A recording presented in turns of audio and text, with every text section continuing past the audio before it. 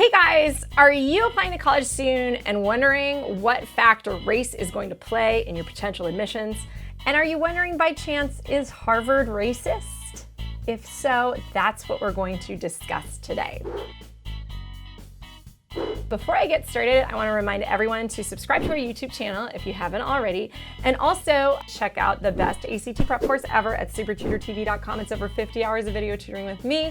It's one of the best ways to improve your ACT score, so go check it out. Also know that we're coming out with the best SAT prep course ever this fall. If you're interested, please sign up for our mailing list at SupertutorTV.com/subscribe, and we'll keep you posted on when that drops. So let's get started now. Before I get going in this video, I just want to say I know that the topic of race is a bit of the elephant in the room when it comes to college admissions. In fact, I see it as the elephant in the room in a lot of the YouTube discussions that you guys have on our channel. For instance, I've got a couple of videos out that are about what's a good SAT score, PSAT score, and ACT score. And I see you guys chatting back and forth about, oh, like, that's not a good SAT score. That won't get you into Harvard. And the truth is, if you're Asian, you're right. Some of the things that I say are a good SAT score won't get you into Harvard, oftentimes if you're Asian American, because there is a penalty. We're going to talk about some of those ideas in this video. And all I have to say is don't shoot the messenger. I'm going to try to rely a lot on data, and I'm going to try to just present the facts on a lot of this stuff. I'm going to present some of my opinions as well and some of my perspectives as well. But you know, I didn't necessarily make up the way that all this is going down. I just am trying to share with you what I know about it so that maybe, you know, we can make our world better and fairer through talking about these issues. In terms of Harvard's class of 2021, let's just take a look at a pie chart right now, or a graph right now, that shows you guys kind of what that spread is. We've got 22.2% Asian Americans, 11.6% Hispanics, 14.6% African Americans, 2.5% Native American or Pacific Islander, and everybody else is white or other or undeclared. There was a lawsuit that was waged against Harvard University recently, and it was brought by Students for Fair Admissions, and what it claims is that Harvard's admissions policies unfairly require more of Asian American students to get in, and that is not fair. And so, in light of this lawsuit, there's been a lot of talk on the internet of whether Harvard and other elite institutions are racist in their policies. So basically, we've long known that Asian Americans are held to a higher standard than those of other races when it at least comes to test scores. And that's because there was a study that was released back in 2004 that actually was working with data from the 1990s. So this is like super old data, by the way. But nonetheless, it's something that's been quoted over and over again to show how Asian American students have to score higher on their SAT than students of other races. And what this study found is that compared to white students, Black students or African Americans received a bonus of 230 points on a 1,600 point scale for the old SAT. Hispanics received a bonus of 185 points, and Asian Americans didn't get a bonus, they got a penalty, and that penalty was 50 points. And that's not even to mention factors outside of race that were giving people bonuses, like being a recruited athlete, that would give you a 200-point bonus, or being a legacy, which conferred a 165-point bonus. In any case, the narrative has been that Asians always have to have higher scores, but the question as to why hasn't been totally answered. And a lot of the answer thus far we've chalked up to this idea of quote-unquote holistic admissions. And beneath this black box of admissions, we've assumed that, oh, it must have something to do with just trying to maintain diversity, or make sure we get a kid from all 50 states, or make sure that we have kids who are interested in all the different majors at our school, or maybe the Asian kids didn't write essays that were as good, or maybe their activities weren't as good, right? There's all these other factors in admissions. So we just chalked it up to, oh, well, their admit rates must be a reflection of those other factors. But this recent article from the New York Times entitled "Harvard Rated Asian American Applicants Lower on Personality Traits," Suit says, offers a different perspective.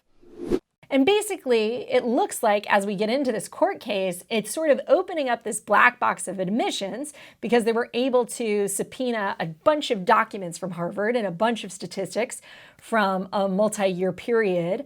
But what they found is that whites get higher personal ratings than Asian Americans.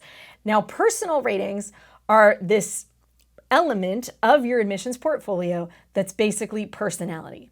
And you're ranked from 1 to 6 based on your essays and the recommendations that you get and an interview if you happen to have one. Though not everyone has an interview, and not everyone even has an interview with people who are in the admissions office. So given those factors, the admissions team comes up with a number to rate how appealing you are personality-wise. What they found, the plaintiffs, was that Asian Americans only got a 1 or a 2, which were the highest 2 ratings, 17.6% of the time, while white Americans got a rating of 1 or 2, 21.3% of the time. So basically, if you took all the Asian Americans, they were, quote, less likable to the admissions committee than were the white students.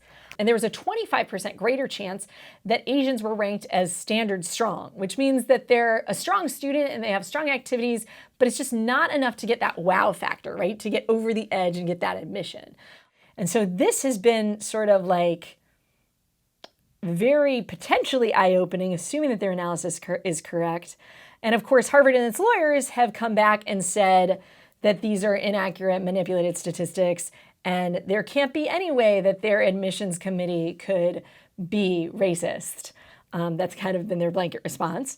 But I think what actually was even more disturbing in the plaintiff's analysis was the idea that, according to the professor they have working for them, that this bias, this personality bias, disappeared when they looked at responses of interviewers. So if they looked at the review of an alumni interviewers were not discriminating against Asian Americans in terms of their evaluation of how cool a person was or how much personality they had or potential they had personality-wise in any way that benefited whites more than Asian Americans. Clearly, it's not okay to be judging white kids on the whole as having better personalities than Asian kids. That's not fair at all. And I guess what the question then becomes is, what's the solution? Because even though it's not fair to be judging Asian kids down on personality, it's also probably not fair to create a meritocracy, even though a meritocracy seems like it would be really fair. I think as Americans, we have this shared ethos in the idea that if you work your butt off and you do everything right and you kick it out of the park and you work really hard, that you deserve to be rewarded for that hard work, right? And I am a huge believer in that ethos. There's a problem with assuming that if we simply make all of our colleges meritocracies, that college admissions will be more fair. And the problem with that is the fact that equal opportunity is a myth. We live in a world of systemic bias, and that systemic bias makes it harder for some people to perform as well as other people. Because frankly, they don't have the same opportunity, right? The idea of meritocracy presupposes that everyone has the same equal opportunity to work hard, and that one person's hard work will inherently produce the same results as another person's hard work, given that they have the same talent or whatever you have. But that gets sticky, and here's why it gets sticky. Not everyone in America has great teachers. Not everyone in America goes to an amazing school. Not everyone in America has protected study time. Not everyone in America has a mom who sets aside time and says, you have to study today. Some people may grow up in a culture that doesn't necessarily value these things and tells the kids that you have to go get a job because you have to help put food on the table because we need more money for food. So there's all kinds of circumstances that different students encounter. And when it comes to equal opportunity, a huge factor in equal opportunity is actually race itself. Sure, we could say some of it has to do with class, and some of it does, but some of it also directly has to do with race, because race is a systemic issue. It's the kind of issue that sometimes is even hard to put your finger on. And there is evidence to suggest that particularly people of color, particularly people who are from underrepresented minorities, Blacks, African Americans, and Latinos, Hispanics, etc., that these groups in particular are not treated in the same way. And what does that mean? Well, that means that the way that they're treated by their teachers and administrators is different. That means that African American students are far more likely to be suspended or punished for the same kind of activities that their white peers might be doing, even if they're doing them at the same rate, right? And this systemic bias, basically it starts right early on, and that creates what we call an achievement gap. because what happens is over time, the effects of that bias, the effects of racism accumulate, and it creates an achievement gap. It means that as a whole, that group isn't necessarily performing as well as other groups. And it's not necessarily because those kids didn't try really hard. So there's a problem in just saying everything should just be a meritocracy.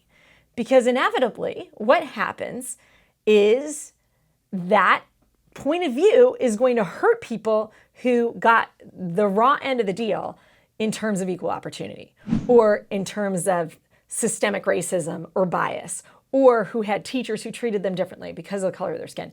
And that's not fair too, because it means that those kids might have been trying just as hard, but because of the environment they were in, they didn't get the credit for it. And that's super uncool, and that's not fair.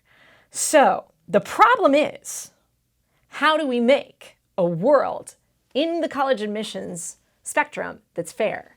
We have these two types of racisms in college admissions that are pushing and pulling against each other. We have the historically discriminated against groups, our Blacks, Hispanics, you may even throw in Pacific Islanders or Native Americans into that group, that have suffered systemic bias. And then you also have Asian Americans who in some ways probably suffer bias too, because they're labeled as the model minority. And I think that's exactly what this article in the New York Times showed, that Asian students are most likely being stereotyped, plain and simple, that they're being pigeonholed into this nerdy, we're not very social, we're not very interesting kind of box. And it's assumed that their personalities, for whatever reason, aren't as exciting as these other students. Now, how do we solve that problem? If that indeed is the problem, we could probably solve this by relying more on interviews, right? Because the alumni interviewers didn't have this bias. So if we rely on alumni interviews for that personality component, maybe that's going to reduce this kind of unfairness. I certainly believe that we all can try to find ways to be more fair and to offer more opportunity to people in a way that is as fair as possible. But what fairness looks like, I don't think Harvard has necessarily perfected it, but figuring out what fair looks like, I think, is a really tough question. So I will leave you guys with that. What I'm interested to know is, what do you guys think is fair? Feel free to make a comment. I hope you all will be respectful. If you're into this and you like this kind of discussion and you want to see more videos on race in the college admissions process, please let us know in the comments below. Like this video if you like this video, and take a look at some of our other videos. If you are trying to get into college, check out our videos on the SAT and the ACT, and go to SupertutorTV.com to find out more about us. Thanks for watching. We'll see you.